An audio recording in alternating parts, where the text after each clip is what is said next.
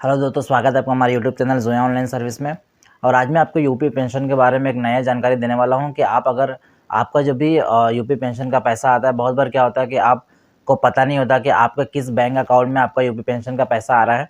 जी हाँ दोस्तों, बहुत सारे लोगों का जो नए पेंशनर होते हैं, जिनका अभी हाल में ही स्टार्ट हुआ होता है पेंशन। तो अभी क्या होता है कि पहले क्या होता था कि जब आप ऑनलाइन पेंशन अप्लाई कर रहे थे तो उसमें आपका जो बैंक अकाउंट लग रहा था, वो बैंक अकाउंट में ही आपका पैसा आ रहा था। चाहे आपका विधवा पेंशन हो, विकलांग पेंशन हो या वृद्धा पेंशन हो, आपके बैंक अकाउंट में ही पैसा वो आ रहा था। जो भी आपने ऑनलाइन फिलअप करते समय जो बैंक पासबुक लगाया था, जिस बैंक का पासबुक आपने ऐड कराया था, वो उसी बैंक में आपका पेंशन का पैसा आ रहा था। लेकिन पिछले साल जनवरी फरवरी मार्च का जो पेमेंट था 2023 में, जनवरी फरवरी मार्च के पेमेंट के साथ ही उसी समय डीबीटी पूरी तरह से डीबीटी लागू कर दिया गया है कि आपका जो भी आपका अकाउंट एनपीसीआई और डीबीटी से जो भी आपका अकाउंट लिंक होगा, सिर्फ उसी बैंक में आपका पेमेंट रिलीज़ किया जाएगा।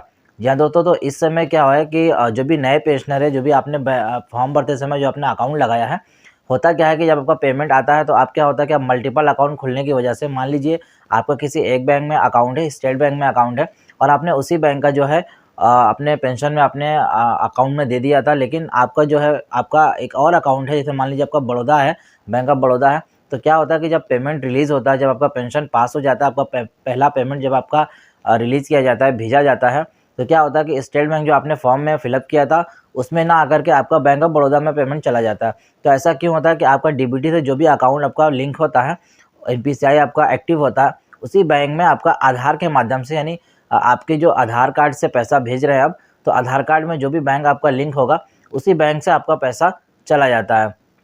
तो इसमें क्या होता है कि बहुत सारे लोगों को स्टार्टिंग में जो नए पेंशनर हैं, उनको बहुत ज़्यादा ये प्रॉब्लम फेस करना पड़ रहा है कि उनका पेंशन किस बैंक में आ रहा है। हालांकि आपका पेंशन तो आता रहता, लेकिन आपको पता नहीं होता किस बैंक में आ रहा है। तो आज मैं आपको इस वीडियो में बताने वाला हूं कि आपका जो भी नए पेंशनर है, जिनका 6 महीने या साल भर से कंटिन्यू आपका पास हो गया, पास होने के बाद जब का एक बल्क अमाउंट 6,000, 8,000, 9,000, 10,000, किसी किसी का 12,000 जिसका पेमेंट पेंडिंग में था एक साल से, उनका पेमेंट नहीं आ रहा था। अभी उनका रिलीज़ किया गया है, कुछ एक महीना पहले मार्च में भी रिलीज़ किया गया था, फरवरी में भी रिलीज़ किया गया था पेमेंट। किसी का 9,000, किसी का 6,000, किसी का 12,000। तो बहुत सारे लोगों को पता भी नहीं होता कि मेरा किस बैंक में ये पैसा आ रहा है। वो अपना बैंक अकाउंट चेक कराते हैं, लेकिन उनका पैसा नहीं आता। लेकिन डीबीटी वगैरह पीएफएमएस पोर्टल पे जाके आप चेक करते हैं तो वहाँ पे आपका पेमेंट शो करता है कि आपका इतना पैसा आया, लेकिन किस बैंक में गया है वो बैंक आपको पता नहीं चलता। सिर्फ आपको बैंक अकाउंट नंबर दिया जाता है, उसके बाद भी आपको बहुत नहीं पता होता कि हमारा किस बैंक का ये अकाउंट है। बहुत सारे लोग भूल भी जाते हैं।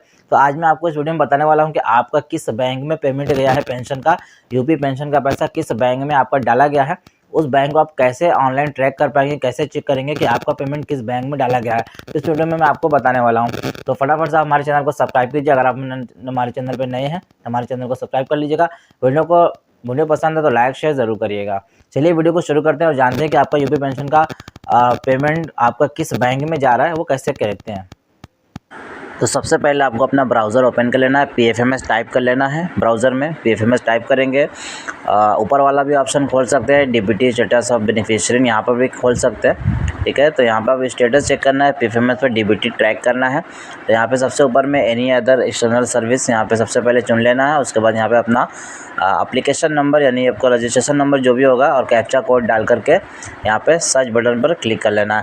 तो आपका पीएफएमएस पोर्टल पर जो भी डीबीटी स्टेटस होगा वो ट्रैक हो जाएगा कि आपका पेमेंट जो भी है कितना आ रहा है, किस बैंक में आ रहा है, वो मैं आपको यहाँ पे बताने वाला हूँ कि किस बैंक में आपका अमाउंट आने वाला है।